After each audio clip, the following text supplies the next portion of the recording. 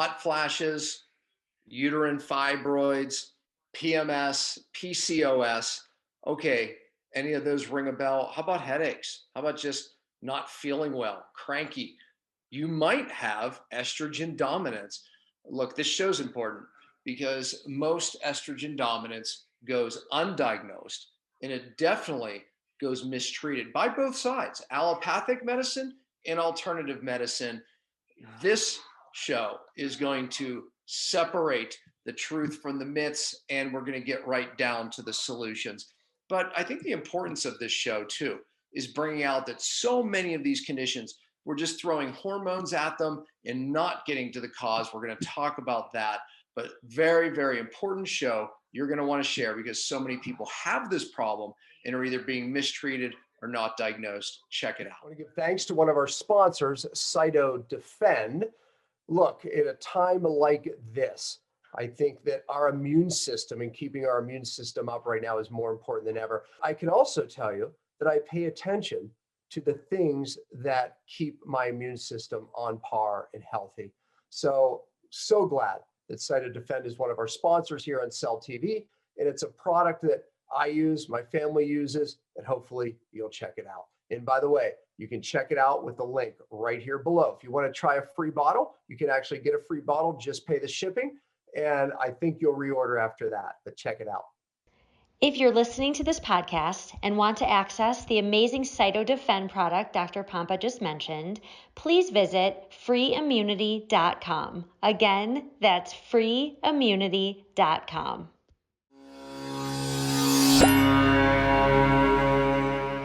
Hello, everyone. Welcome to Cellular Healing TV.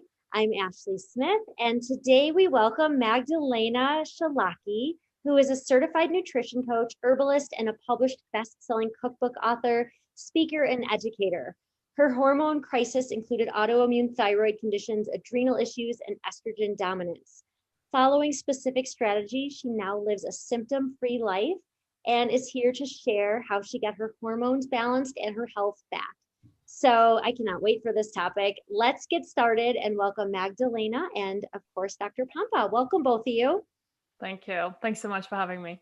Yeah, gosh, I said to Ashley and you prior to this, gosh, I'm excited about this because this is a topic that we've never done on Cell TV, but it's a topic that I'm aware of that's mistreated by allopathic medicine and alternative medicine, oftentimes even underdiagnosed, because so many people have symptoms like fibroids, right? I mean, different type of estrogen dominant cysts, obviously estrogen types of cancer, right? And it even just unexplainable hormone conditions, and they don't ever, or at least told, that it is estrogen dominance. So I want you to get into your story because, it's made you an expert in this area to the point where, you've written a book about it, which is going to be launching here soon. So we're ahead of that. But I'm going to have you hold up the book. But I do want you to start with your story. But I want to engage people right away. I mentioned a few of them that people will go, oh, that's estrogen dominance. So let's start there. What, some of these things that many women may not realize is estrogen dominance and is why they should listen to this show and read your book. What are they? Yeah, so starting off with girls who are in menstruating years, right? So younger women, if you're talking about period problems or let's just talk about the most common one, and that's PMS. There are some girls who have PMS so bad it's debilitating for a day or two before a period or first 2 days of your period. I certainly was one of those, on the floor with painkillers next to me in a fetal position for first 2 days of my period and skipping school and work later. And I think it's a big part of our society's belief that as it is normal to have pimples, which is not, when you're a teenager, neither is it normal to have PMS. Just because it's so common, it doesn't make it normal, right? It's not normalized. I say those words about a lot of things, but 100%. Exactly. So, and then it goes the same way, there are women who have periods for 20 days out of a month and are feeling terrible and always feel like something is wrong with them. women who don't have their periods, or their periods are very erratic and sporadic. And estrogen dominance can be a leading cause for that. And then, moving on to more serious stuff like having a fibroid, uterine polyps, right? Where Western medicine today deals with it in ways that are not very sustainable, right? In the best case, they'll do a procedure that cuts off the blood supply to the fibroid, to the uterus. Well, guess what? 6 months later, it's going to come back in some other form, right? Worse still is removing of the uterus, so having a partial or full hysterectomy is the way to go. And for some women, post, say, reproductive years, it might not be that much of an issue, even though as a 48-year-old woman, I would not want to lose my uterus because energetically, I feel like it's just not the right way to go.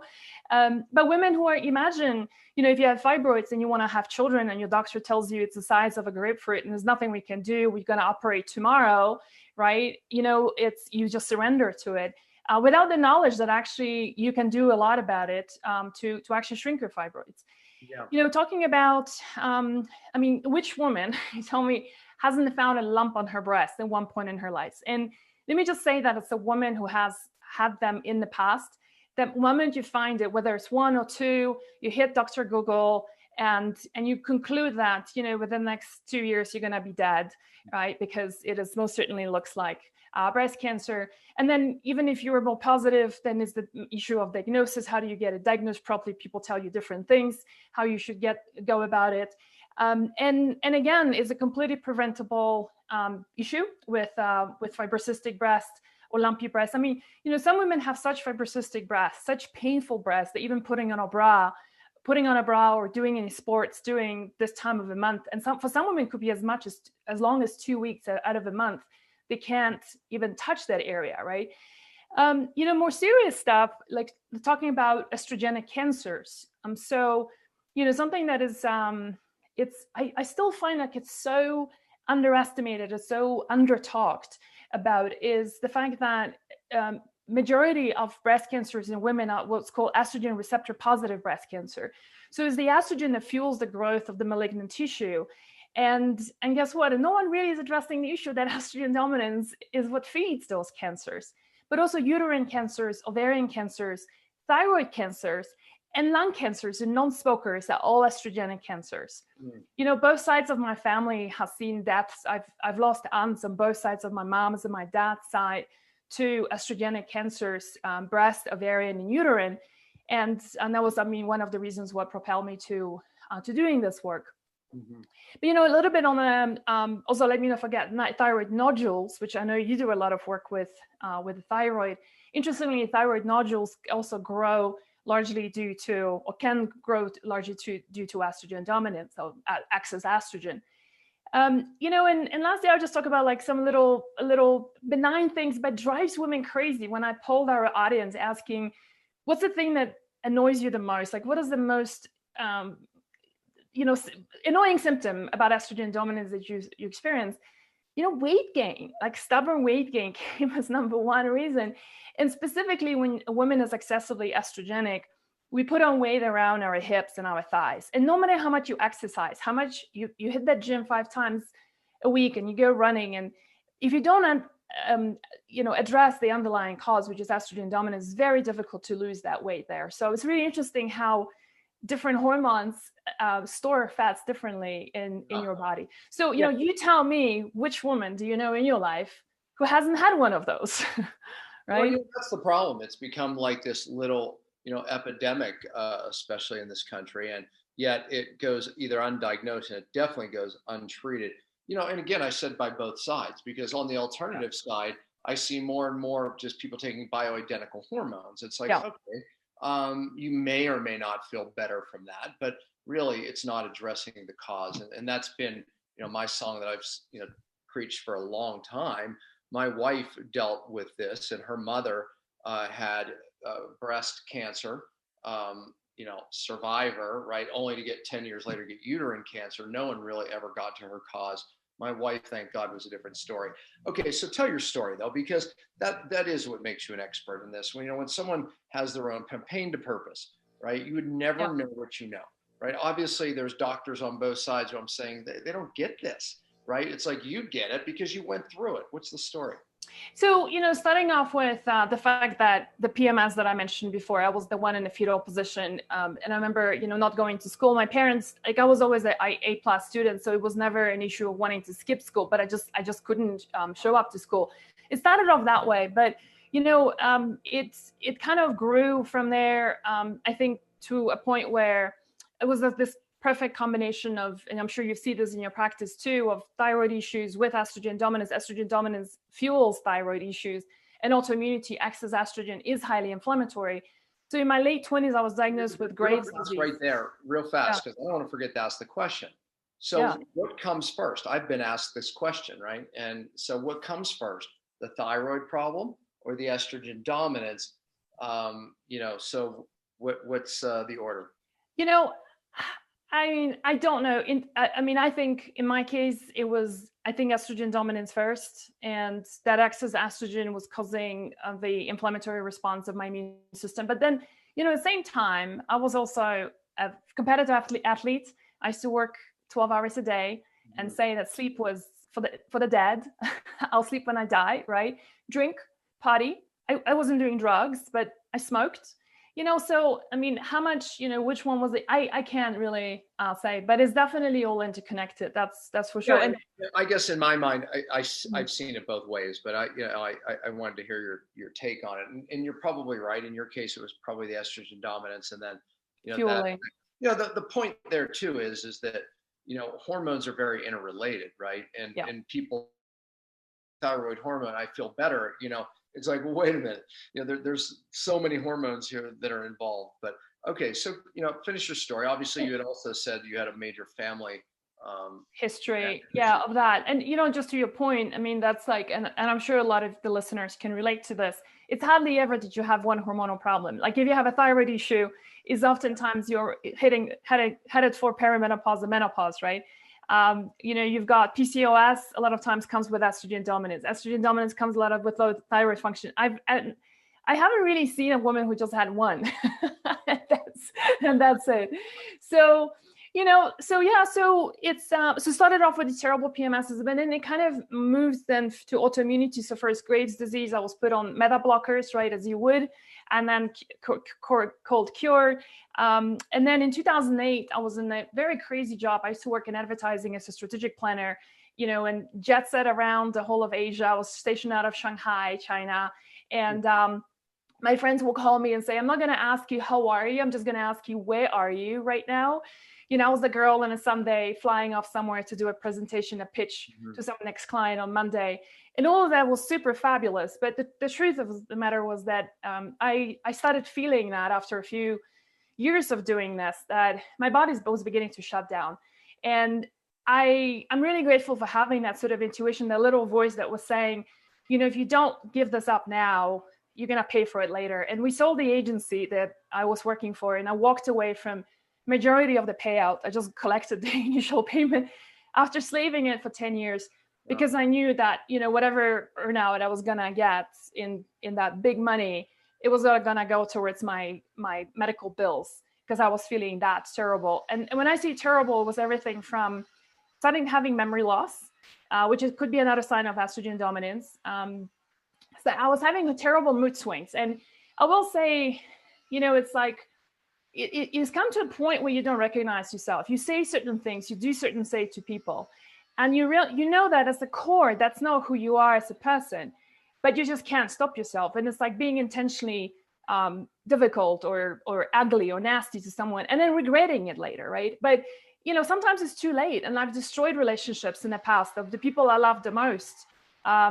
I've had a blow up with a client. We lost an account because I had a moment, right? So there was that, and and those lumpy breasts. That was one of the scariest moments when you get diagnosed, right? When you start feeling it, first of all, yourself, and especially when it's one breast, and you go, one breast lump is most of the time it's gonna be breast cancer, right? So it's and then seeing both sides of my family, both my aunts, 2 aunts and 1 aunt passing away. And doing a lot more research into this and realizing it's not just that I have Hashimoto's and thyroid disease which I was diagnosed with in 2008, but it was really the estrogen that was the issue. And I will just tell you one more thing. When I went to see my functional doctor here in Colorado, where I live, I brought my whole, deck of printed out reports and labs, as you do.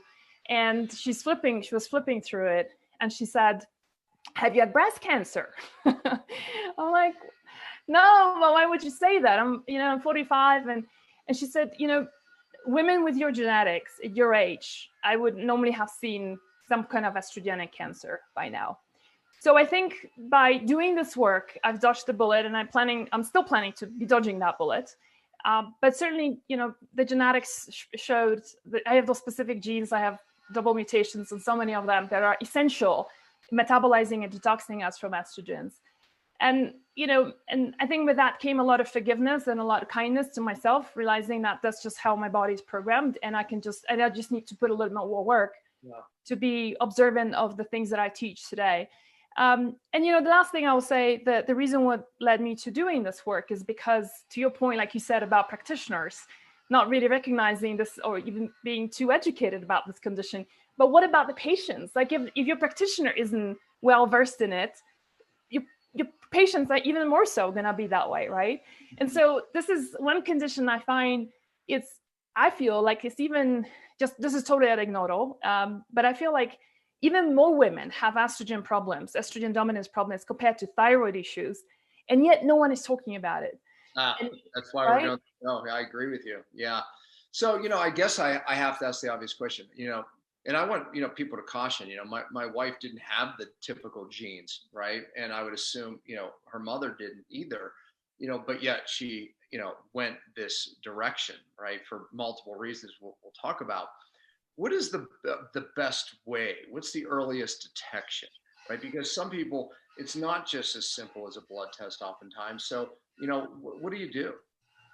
Yeah, so that's a really great question. So one of the early signs that you tend to be highly estrogenic and you don't metabolize estrogen very effectively is when women takes birth control pills and feels terrible and gets all the symptoms that we talked about, right? Like lumpy breast, and you're getting fibrocystic breast, and your moods are just off the charts. And that's just like really, really early sign. But other ones is like just the difficulty with periods. I mean, we all start off with periods as women, right? So you're saying, look, I mean, if it walks like a duck, quacks like one, it may be a duck. So you're looking at those early symptoms is what you're saying is the first thing to look at.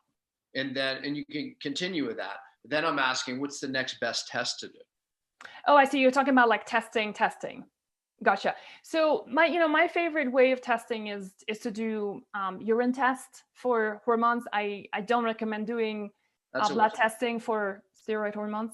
Yeah, we do. We like a 24-hour urine collection from Dutch or Genova, one of those. It shows you the estrogen metabolites, which I'll let you explain a little bit, because that was my wife's issue. They were through the roof, all the wrong ones, right? And obviously showed a problem. And again, I caution, my wife's blood levels of estrogen were always very normal, right? Everything looked very normal. Exactly. So go ahead. Yeah, we had two peas in a pot, on this one, absolutely. And you're absolutely right. And when I was in private practice, I used to have women coming in and saying, my doc says everything is okay. Like my estrogen progesterone looks okay. And not even once did the doctor ask, like, are you in your luteal phase? Are you did you test during ovulation, or was it your follicular phase, right? They just like, but anyway, blood is completely useless when it comes to steroid hormones. So your estrogen, progesterone, cortisol, unless it's like maybe cortisol morning, it depends how you look at it. DHEA, testosterone, blood really is not going to be revealing. So urine test, definitely. For progesterone, I do like saliva testing. I find that's a lot more accurate just to see your progesterone levels. So yeah, but it's not everybody has the budget to do testing, right? And some women do, some women don't. And so a lot of the time we just, we go by symptoms. And if you're already showing a lot of these symptoms we talked about, the interventions, when I say interventions, it's like, it can be as gentle and kind to yourself as it gets, through some really good nutrition. And, hopefully we can talk a little bit about a few of those. A few herbs and a few supplements can really tip you over to the other side and start resolving your symptoms. So I think testing is great. I would say, especially for someone who's had history of cancers estrogenic cancers in the family, who has had cancer herself, I think having those tests done, I highly recommend it. Find the budget to do that. Even if you need to do a fundraiser campaign, do it. Yeah. I think you can find a Dutch test online now, at least, $300-400, in that range. And I think Genova is more like around 600 or so, 700, somewhere around there. So you're right. I mean, it's not cheap, right? But I think worth it. But okay, so, on the urine test, if you have the symptoms, then maybe you do get the urine test. We're going to talk about solutions. If you can't afford to get the urine test, because most insurance doesn't pay for it, just, if you ask. But we'll talk about some of the solutions, because you might want to just do the solutions if you have the symptoms, to your point. But on the urine test, where we collect the urine for 24 hours, right? It's able to look at estrogen levels, but more importantly, estrogen metabolites. Yeah. Explain the difference, because the metabolites mean breaking down toxic urine, and that's really key. And again, that was my wife's problem, in yours. So kind of explain that, because in what you would look at and see, oh my gosh, I'm at risk here. So I'm so glad we're talking about that. So one of the, I'm glad that estrogen dominance has a name, at least as a phenomenon. The name, however, doesn't do it justice, because it kind of creates a fear of estrogen, which is false, right? And as women, we shouldn't be fearing estrogen. I would not be standing here and talking to you if I didn't have sufficient levels of estrogen, right? Women who have low estrogen hello, menopause, right? Your brain is not working anymore. Your bones are breaking. Your vagina is dry. Your moods are from hell, right? And, when you kind of, your cardiovascular health sucks. So we need estrogen to function properly. However, what you're saying is how we break them down. And so I want to just give you like a simple analogy, especially for people who are maybe not medically trained. Yes. It's like when you're imagine you're standing on the side of a river, and you see this river flowing through. In the middle of the river, there is a river bank with these beautiful plants and trees and roots, right? And as the river flows through the bank separates the water into clean water and dirty water. And that's exactly what happens in the body, except that think of the bank as your liver. And as your liver that separates those dirty from clean estrogens. So it's really important to remember that first of all, we have the good metabolites, like the 2-hydroxyestrone is a beneficial estrogen metabolite that we really need, and it's protective. Is the 4 and the 16 that can be problematic. And it's the health of your liver, a little bit of your gut as well, but let's talk about the liver first, where you really, this is where the breakdown happens. And one of the funny things to tell you is we have a quiz on our website, and the results sometimes women get is they get that they are low on estrogen, but it still tells them that they are estrogen dominant. So we get this email saying, you people don't know what you're talking about. Your quiz sucks, right? Because I'm like, I can't be estrogen dominant and be in menopause. And the answer is yes, you can. And the answer is to your point about those metabolites, is that you can be low on estrogen and still be breaking down that estrogen unfavorably to too many of those dirty estrogens, what I call, for simplicity. Mm-hmm. And there's the function of your liver, right? This is where all the magic or lack of magic happens. Yeah, no, exactly. And we see that, you run the test, and oftentimes it's like their estrogen is very low, but they have these high toxic metabolites like 4-hydroxyestrone, very linked to breast cancer, in the literature. And so, it's when you look at the total estrogen, it gets very confusing, because there's protective estrogens like estriol is an example, right? I mean, there's more protective, and there's even more protective estrogen metabolites. Again, the breakdown of estrogen that are protective. So not what you think. So the bottom line is, okay, you can run that test. That's the one that we both think is more valuable, that looks at these metabolites. But if you have this set of symptoms that we discussed, hey, look, if it looks like a duck, waddles like one, quacks like one, it might be one. So you might have this. Okay, so what are some of the solutions, right? What are some of the solutions that people can do even now? Yeah. So, the answer is support your liver. And it's not surprising that as you age, your liver it's like a sieve, right? That's just accumulated a lot of junk. And so if you don't do I know in the United States, as you can hear, I'm not American. So one of the phenomenon that I've observed when I moved to the US was, well, many things. I did feel like I was landing on a different planet.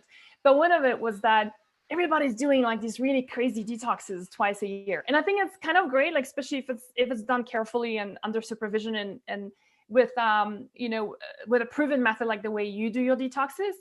But it's a different story when you have, when someone is eating junk all year long, and then they do these 2 detoxes a year, and they're kind of expecting miracles. And so I'm a big proponent. It's a little bit like cleaning your house. Imagine like if you just say two times a year, I'm just gonna clean out my house, like I'm gonna get my whole family and gonna do like major clean out of the house. But the rest of the year, you never clean your house. I mean, imagine living like that, right? So with the liver, I'm a big proponent of doing little things every day that incorporate that into your diet that really help your liver detoxify, because even little things can help. So one of my big first things is I'll say, get rid of the goddamn lettuce in your salads. Bring in some nice bitters like arugula or baby kale or bitter greens, right? Anything that's bitter stimulates the liver, right? The bile starts flowing. By the way, one symptom we didn't talk about, I forgot to mention, is gallbladder. It's really interesting relationship of estrogen dominance can cause the growth of the stagnation of the bile and creation of gallstones. But it's also the other way around. When you have a poor diet, especially women who have a problem with eating dairy, develop gallstones, and then bile doesn't flow properly, and that can lead to estrogen dominance. So it's a really quite a phenomenal relationship between those two. So anything that lets the bile flow, we call it chelagogues, right, in herbalism. And so anything that's got bitter. So like one of my other favorite little things to do is bring on those turnips and radishes into your diet. It's really fascinating. Every time I go to Whole Foods and I check out, and they look at the radish and they go, what's this? What's the code? And I realized it's because a lot of people don't buy it because they don't know what to do with it.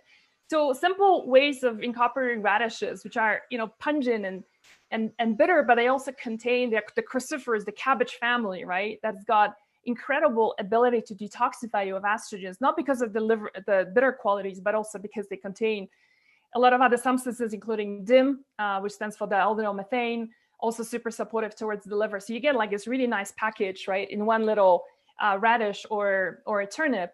One of my favorite ways of cooking them is to chop them up and put them in the oven for half an hour, 40 minutes with some salt and good olive oil.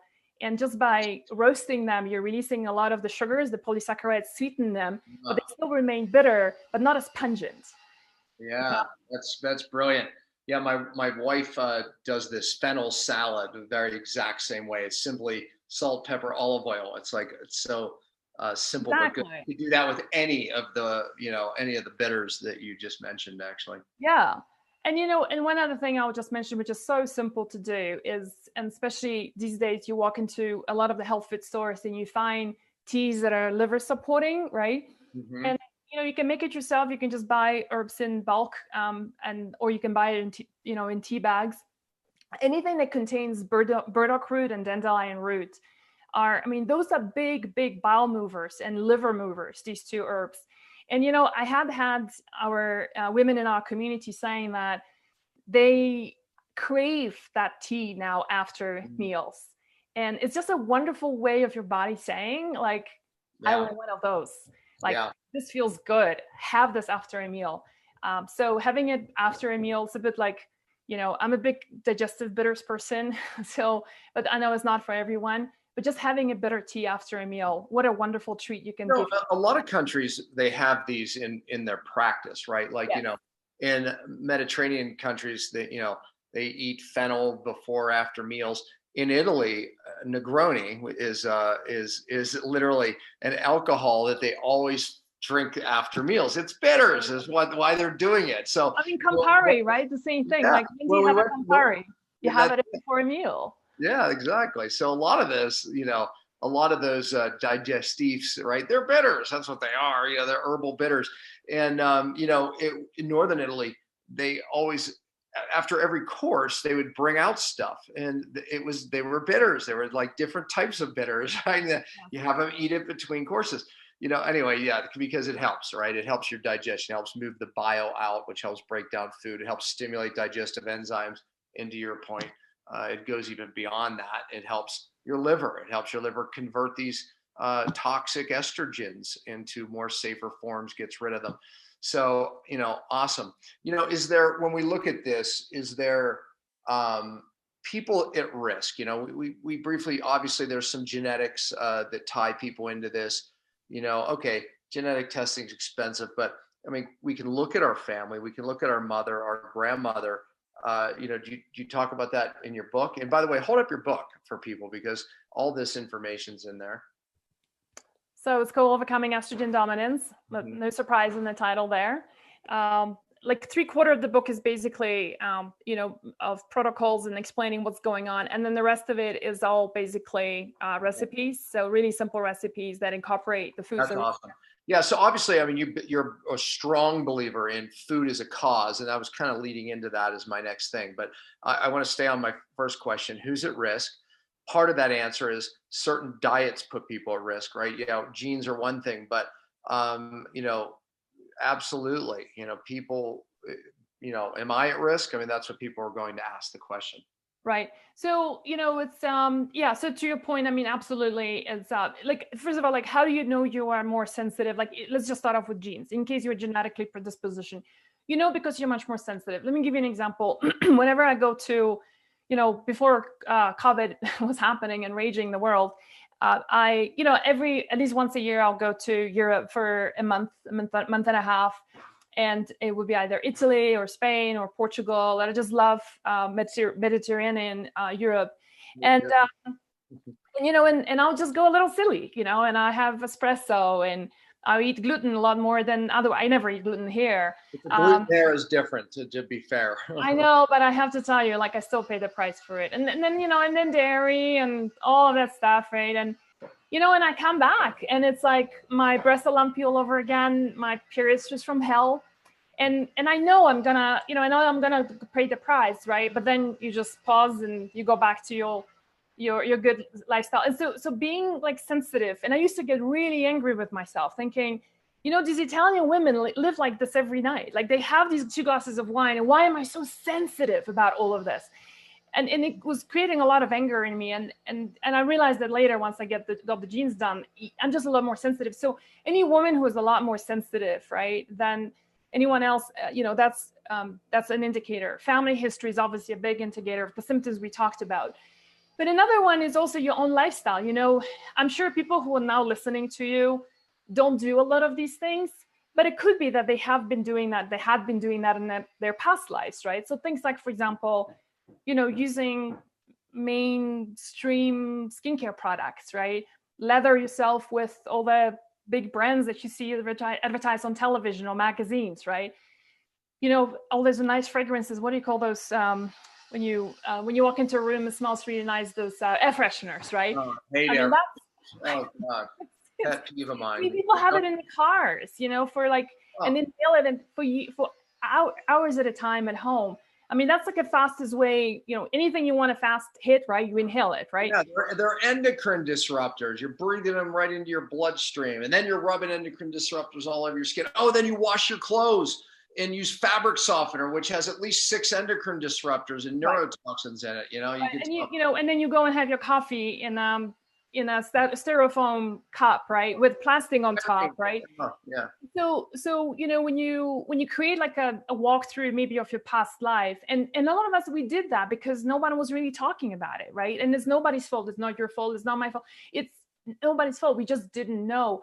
And I'm sure a lot of your folks are not doing that anymore. But I'm just painting a picture. Like sometimes you just have to consider the fact that you might need to detox a little bit from that. And that could be a big contributor. Food is another one. Obviously, the more processed food you have a history of eating.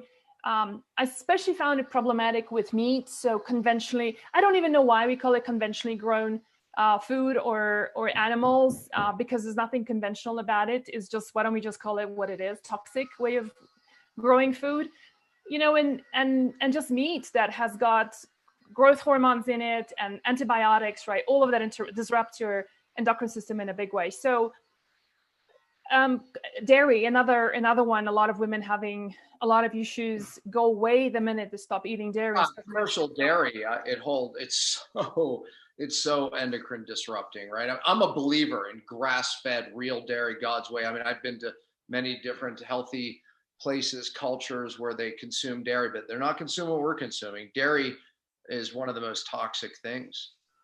So it's, and then combine that with birth control pills, right? Women who've been on it for years and years, and you're talking about synthetic estrogens and synthetic progesterone. Even if it's just progesterone only pill, it's still progestin. It's not progesterone. That itself can create issues. So, not to mention the fact that birth control pills basically rob you of so many nutrients that your endocrine system needs, your liver needs to detoxify. So anyway, so this is like the perfect storm that happened to, I'm sure, a lot of women. It happened to me. Wrap it all up with stress. What a perfect combination. When you're stressed out, and that stress can be physical, emotional, over-exercising, for example, frequent travel, the way I used to be on the road, every week I was in a different country. All of that can contribute towards stress, and stress robs you of progesterone. It robs you of magnesium. And so you burn through a lot more. Speaking of progesterone, low progesterone is also another indicator of estrogen dominance, not a form of estrogen dominance. We talked about estrogen dominance being due to the metabolites that you brought up at first. Another form of estrogen dominance that can happen is when you have too much of estrogen and too little progesterone. Even though both of your estrogen and progesterone could be low, like the way women going into perimenopause and menopause are low on both, but they are super low on progesterone. And that could be another reason why you have estrogen dominant symptoms, even when you are in menopause. Yeah, there's no doubt about it. So what about some herbs? You kind of threw a few out of there. We talked about food, but what about some herbal? Herbs are a more potent food, if you will, and a faster reactor. To basically getting the body to get rid of something like estrogen. So what are some of the recommendations? Yeah, so really, so I mentioned two already, which is the burdock and dandelion roots. Having a tea with that, just absolutely wonderful. There is one herb that just has come up for the past year. I've just been really embracing it, and is andrographis. Andrographis is called the queen of bitters in Ayurvedic medicine. It's more of a sub Asian, Indian plant, but very popular, getting a lot of traction. Andrographis, in fact, right now is used in Thailand to prevent and cure and treat COVID. So just a little FYI. But the reason why I love andrographis is because, as the name implies, it's a queen of bitters. So it's not particularly an herb that you're gonna be cherishing and sipping on. It's something you'd rather shoot and be done with it. But so one is the bitter quality. Really, it's an amazing killagogue, just moves your bile like crazy. But the other thing that I really love about it is that it works on, we talked about those metabolites, right? The 2, the 4, and the 16. Andrographis codes for enzymes on a DNA level that helps to skew the balance towards the 2, the protective estrogen, and moving away from the dirty estrogen. So, what a wonderful herb. And I'm working a lot with it right now, doing our own formulations with it because of the Where do you buy andrographis? What's that? Where do you buy andrographis? You buy it in the form of tinctures. And so Herb Farm has got one really wonderful one, very well extracted.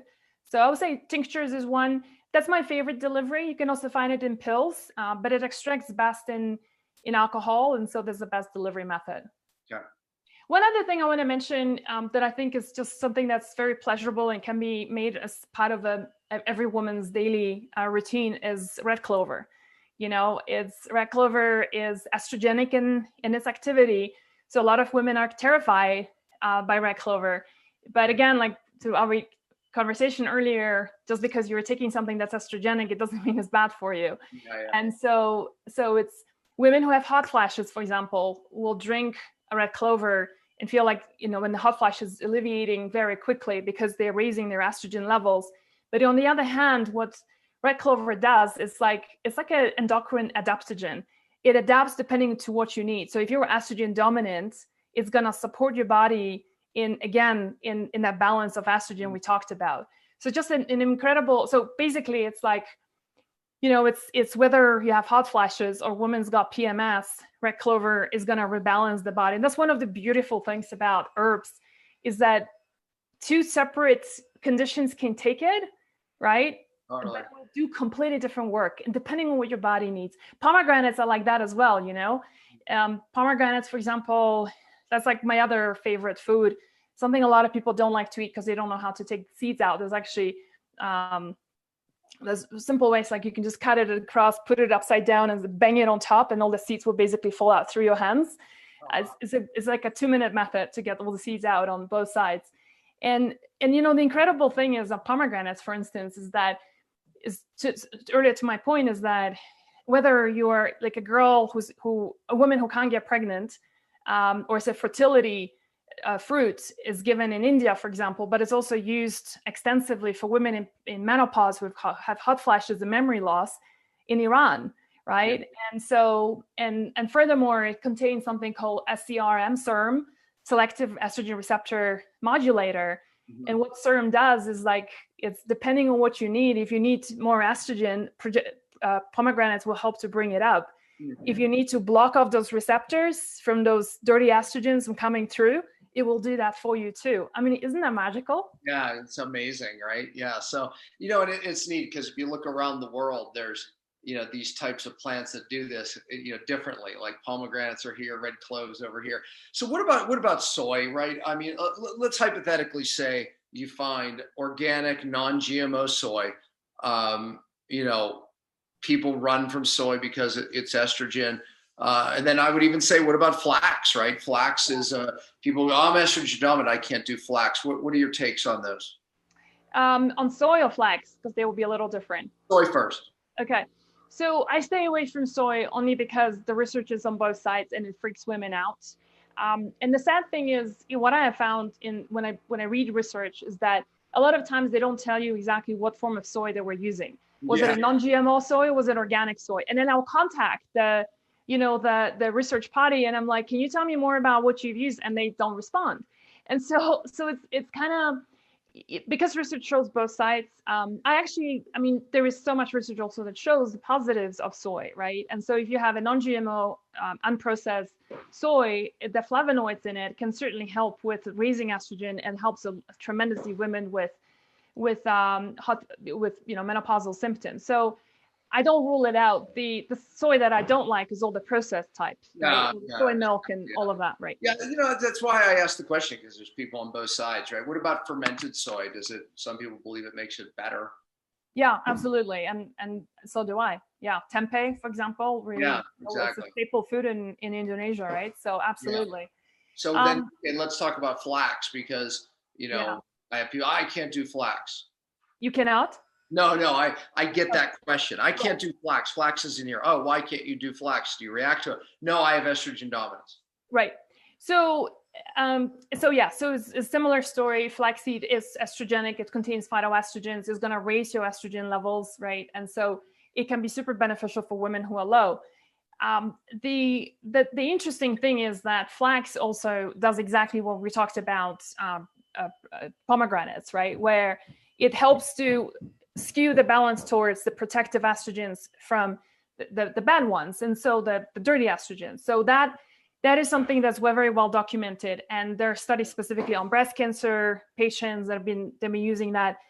And so yes, the thing that I have found, and let me just finish about flaxseed. I also like two other things about flaxseed: the fact that it's highly anti-inflammatory, mm-hmm. and because of the oil, the ALL that's in it. So that's any form of anything that helps lower the inflammation is going to be supportive towards the endocrine system, and including estrogen dominance, but also the fact that it contains a lot of soluble and insoluble fiber. And a lot of women, well, guess what, who have hormone problems are also constipated, right? And when you're constipated, you're recycling all those estrogens back again. And so having a really good bowel movement, feeling empty, is really, really important when you're dealing with hormones. And so I love flaxseed for that. It's like a broom that sweeps through your colon, right? So for that reason, I love it. I will say, there are occasionally women who do take flaxseed as per our recommendation, and I typically recommend 2 tablespoons a day, freshly ground, just adding that to smoothies or Right. or just glass of water, just don't cook it. But, there are women who have been reporting to us that they actually have been feeling worse, like their breasts have become a lot more tender, their periods became worse. And so I was fascinated by that and dove into an incredible amount of research. And there is one research paper I found that said that it's the microbiome, you need a specific type of bacteria to be able to break down the lignans, right? That's where all the phytoestrogens are, in order to get the benefit. And so I suspect that, and I wish that the paper told you what is the subset of bacteria, and it doesn't have that. And so I can't tell you. I wrote to them, they didn't write back. But that just goes to say, how it's very tightly correlated with another piece of research I have found, and that is women with breast cancer have also been found to have very limited diversity of bacteria in their gut. Yeah. So it's I think there was I have a whole chapter just on gut restoration and specific bacteria. There's something called the estrobolome. The estrobolome is a subset of bacteria that codes for enzymes that help you break down estrogen. So that's another reason to have a healthy gut. But this to your point of flaxseed, circling back on this, is that you just don't have the healthiest microflora. And so I suspect that's the reason why some women do react unfavorably to it. And we just ask them to stop and move to other tools. There's so many other things you can do. Flaxseed is not right. No, I think you're 100% right on that. Okay, last question. Okay, how long would it take someone to turn this around?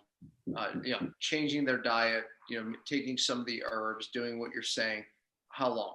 When do I feel better? That's the question. Don't you just love those questions when you get them? Oh dear. Some women start feeling better like in 2 weeks. We've had people starting drinking the herbal teas I talked about, and they go like, wow, my hot flashes are gone. Like, what's going on here? And there's others who, might need 2-3 months to really start seeing the difference. I will say, I had an assistant, it was several years ago. She was a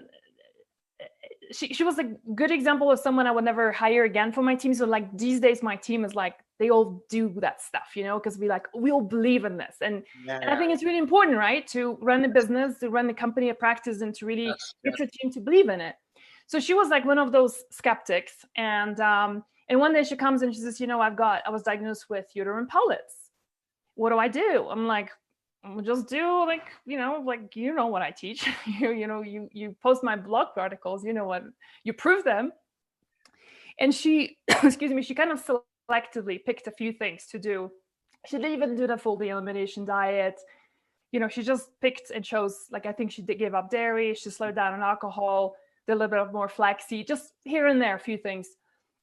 And she went back to her OBGYN 2 months later. And she had, out of the 2 uterine polyps, one disappeared and the other one was so small, she told her to come back next year. So, and that's just been 2 months, right? Kind of not even a full protocol. Yeah. So it really, your body will respond, Body heals. And I've noticed that too, with this. Granted, there might be some other major upstream issues and it takes someone much longer, but, for the average, person that dietary related estrogen dominance, the body can move it pretty quickly. Hold up your book again. And there you go. And maybe it's out here any week. By the time people view this, they'll actually be able to get it. Yes. But overcoming estrogen dominance, a lot of time and effort and research and pain to purpose in that book. So if I was going to listen to someone about estrogen, I would absolutely or estrogen dominance. I'd make sure that they actually had it, and lived to tell about it, and telling the story like you are worldwide. So you are the expert for a good reason. You went through a lot. Thank you for the book. Thank you for being here, and get the book. So Magdalena, thank you very much. Magdalena, I so appreciate. Magdalena, right? There you go. It is. Thank you so much for having me and spreading the word. This is really my work's mission. Yeah, no, it is. I can see that. And again, you brought so much great information to the show, and people need to hear this, share the show, because this is a topic that people are misdiagnosed and mistreated We have to spread the word. Thank you again. Thank you. Hey, I want to tell you about one of our sponsors, Cyto Detox. Look, podcasts cost money. There's a lot of production going around this, but we are grateful to have Cyto Detox as one of the sponsors. It's so easy for me to talk about the product because myself and my family use it constantly as we practice what I preach. For over 15 years, I've talked about and taught doctors and the public about cellular detox. And I'll tell you, Cyto was a breakthrough. Cyto was a breakthrough for us. And it's changed so many lives. So we're grateful that they sponsor Cellular Healing TV. It makes sense, doesn't it? They should. If you're listening to this podcast and want to access the amazing Cyto Detox product Dr. Pompa just mentioned, please visit detoxoffer.com.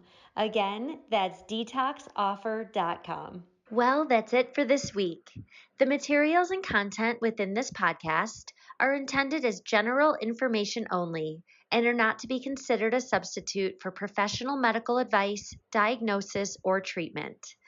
If you would like to purchase some of the supplements mentioned on this show, please visit the site asseenonCHTV.com and use the code CHTV15 for 15% off. Again, that's asseenonCHTV.com. Use the code CHTV15 for 15% off. And as always, thanks for listening.